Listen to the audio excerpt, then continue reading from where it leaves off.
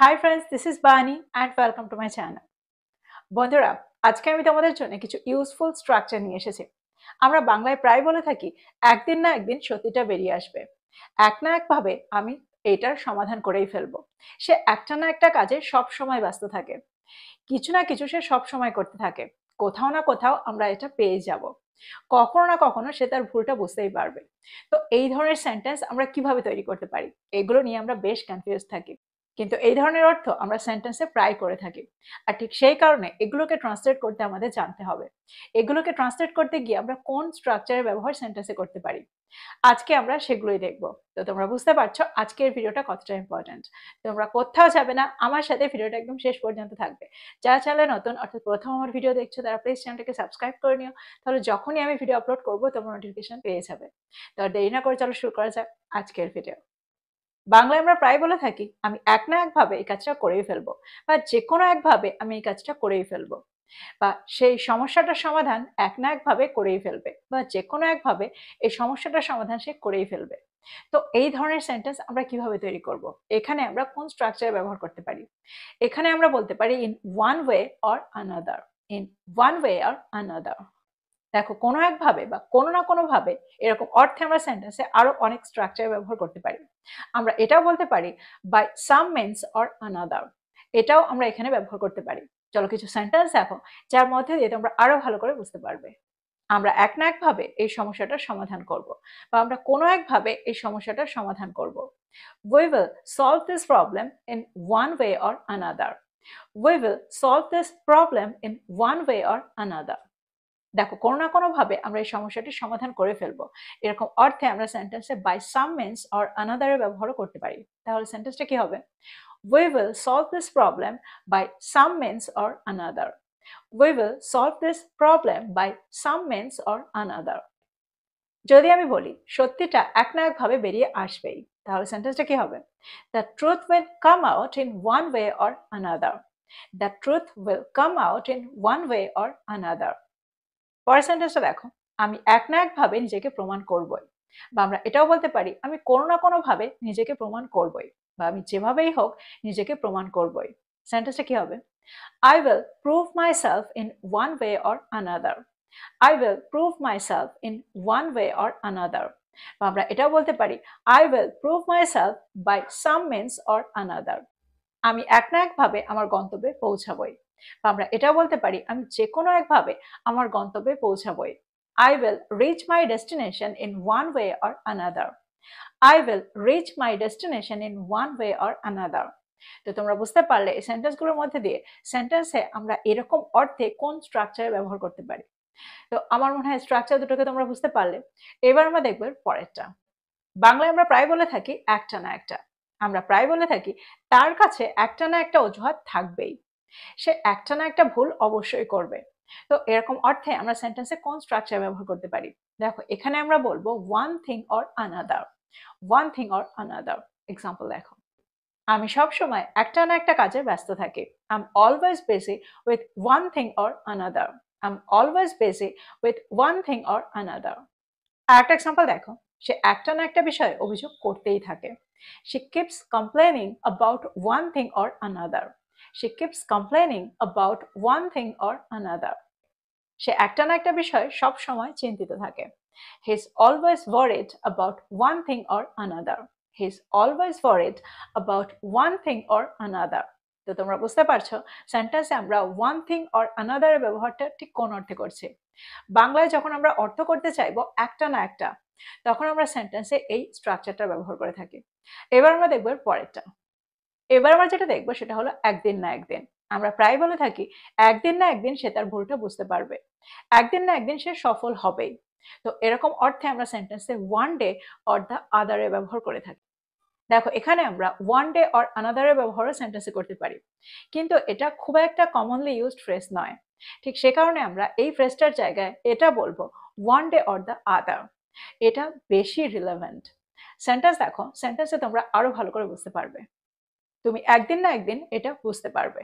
You will understand this one day or the other. You will understand this one day or the other. যদি আমি বলি তুমি একদিন না একদিন সফলতা পাবে, তাহলে সেন্টেন্সটা কি হবে? You will get success one day or the other. You will get success one day or the other. তুমি একদিন না একদিন তোমার সিদ্ধান্তের জন্য আফসোস করবেই। সেন্টেন্সটা কি হবে? You will regret your decision one day or the other. You will regret your decision one day or the other. তো এক্সাম্পলগুলোর মধ্যে দিয়ে আমার মনে হয় তোমরা বুঝতে পারলে সেন্টেন্সে আমরা এই স্ট্রাকচারটাকে কি করে ব্যবহার করছি। এবার আমরা দেখবো এর পরেরটা। বাংলায় আমরা প্রায় বলে থাকি কিছু না কিছু সে বলবেই, কিছু না কিছু সে অবশ্যই করবে। তো কিছু না কিছু বোঝাতে আমরা সেন্টেন্সে কোন স্ট্রাকচার ব্যবহার করব? দেখো এখানে আমরা বলবো সামথিং অর দ্য আদার। দেখো এখানে আমরা সামথিং অর আদারের ব্যবহারও করতে পারি, দুটোর মধ্যে দুটোই কারেক্ট। কিন্তু আমরা যেটা বেশি ব্যবহার করে থাকি সেটা হলো something or the other. Example দেখো, সে সব সময় অভিযোগ করার জন্য কিছু না কিছু খুঁজে পায়। She always finds something or the other to complain about. She always finds something or the other to complain about. এখানে আমরা কমপ্লেনের পরে about এর ব্যবহার কেন করলাম? কারণ এই ভার্বটা হলো একটা ইন্ট্রান্সিটিভ ভার্ব, আর এরপরে আমরা সব সময় প্রিপোজিশনের ব্যবহার করে থাকি। এই ব্যাপারগুলো যদি তোমাদের ক্লিয়ার না থেকে থাকে, গতকালের ভিডিওটা একবার দেখে নিও, এর আগের ভিডিওটা একবার দেখে নিও। ওই ভিডিওটাতে আমি এই টপিকটা পুরোটাই ক্লিয়ার করেছি। পরের সেন্টেন্সটা দেখো, সে সব সময় কিছু না কিছু নিয়ে ব্যস্ত থাকে। He is always busy with something or the other. He is always busy with something or the আদার। পরের সেন্টেন্সটা দেখো, সে কিছু না কিছু নিয়ে অজুহাত বানিয়ে চলেছে, বা আমরা এটাও বলতে পারি সে কিছু না কিছু নিয়ে অজুহাত বানাতেই থাকে। সেন্টেন্সটা কি হবে? He keeps making excuses about something or the other.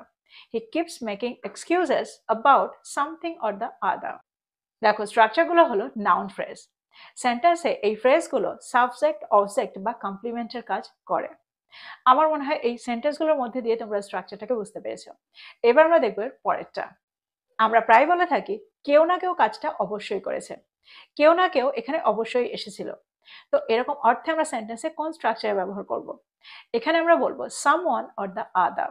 Someone or the other. Example দেখো, কেউ না কেউ সাহায্যের জন্য এগিয়ে আসবেই। Someone or the other will come forward to help. Someone or the other will come forward to help. সে সব সময় তার ভুলের জন্য কাউকে না কাউকে দোষ দেয়।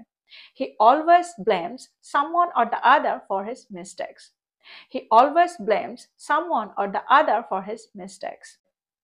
যদি আমি বলি সে সব সময় কারো না কারোর সাথে ঝগড়া করছে, তাহলে সেন্টেন্সটা কি হবে? She is always fighting with someone or the other. She is always fighting with someone or the other. তো এক্সাম্পলগুলোর মধ্যে দিয়ে আমার মনে হয় তোমরা বুঝতে পারছো সেন্টেন্সে এই স্ট্রাকচারটাকে আমরা কত সহজে ব্যবহার করতে পারি। এবার আমরা দেখব এর পরেরটা। পরেরটা হলো কখনো না কখনো। আমরা প্রায় বলে থাকি কখনো না কখনো সে তার ভুলটা বুঝতে পারবে, কখনো না কখনো সে তার কাজগুলো সঠিকভাবে করবে। তো এরকম অর্থে আমরা সেন্টেন্সে কোন স্ট্রাকচার ব্যবহার করি? এখানে আমরা বলবো sometime or the other. Sometime or the other. Example দেখো, তুমি এটা কখনো না কখনো বুঝবে। You will understand this sometime or the other. You will understand this sometime or the other. পরের সেন্টেন্সটা দেখো, আমরা সবাই কখনো না কখনো ভুল করি। We all make mistakes sometime or the other. We all make mistakes sometime or the other. জীবন প্রত্যেককেই কখনো না কখনো একটা শিক্ষা দেয়। এই সেন্টেন্সটা কি হবে? Life teaches everyone a lesson sometime or the other. Life teaches everyone a lesson sometime or the other. এবার আমরা যে স্ট্রাকচারটা দেখবো সেটা হলো কোথাও না কোথাও। আমরা প্রায় বলে থাকি কোথাও না কোথাও আমি এটা খুঁজে পাবো, কোথাও না কোথাও সে তো লুকিয়ে আছে। তো এরকম অর্থে আমরা সেন্টেন্সে কোন স্ট্রাকচার ব্যবহার করব? এখানে আমরা বলবো somewhere or the other. Example দেখো, তুমি তোমার হারানো বইটা কোথাও না কোথাও পেয়ে যাবে। You will find your lost book somewhere or the other. You will find your lost book somewhere or the other.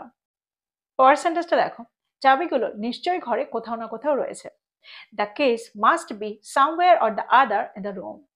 The keys must be somewhere or the other in the room. যদি আমি বলি আমি এই গল্পটা কোথাও না কোথাও শুনেছিলাম, তাহলে সেন্টেন্সটা কি হবে? I heard this story somewhere or the other. I heard this story somewhere or the other. যদি আমি বলি আমি এই গল্পটা কোথাও না কোথাও শুনেছি, তাহলে সেন্টেন্সটা কি হবে? I have heard this story somewhere or the other. তো আমার মনে হয় এক্সাম্পলগুলোর মধ্যে দিয়ে তোমরা বুঝতে পারলে সেন্টেন্সে আমরা এই স্ট্রাকচারটাকে কি করে ব্যবহার করছি। তো এই ছিল কিছু ইউজফুল স্ট্রাকচার। সব সময় এই স্ট্রাকচারগুলোকে আমাদের ব্যবহার করতে হয়। ঠিক সে কারণে এগুলোর সাথে তোমাদের সড়গড় হওয়া দরকার, এগুলোর সাথে তোমাদের পরিচিত হওয়া দরকার। তো প্রত্যেকটা স্ট্রাকচারকে নোট ডাউন করো আর এগুলো দিয়ে সেন্টেন্স তৈরি করো, আর সেগুলোকে তোমাদের প্রতিদিনের কনভারসেশনে ব্যবহার করো।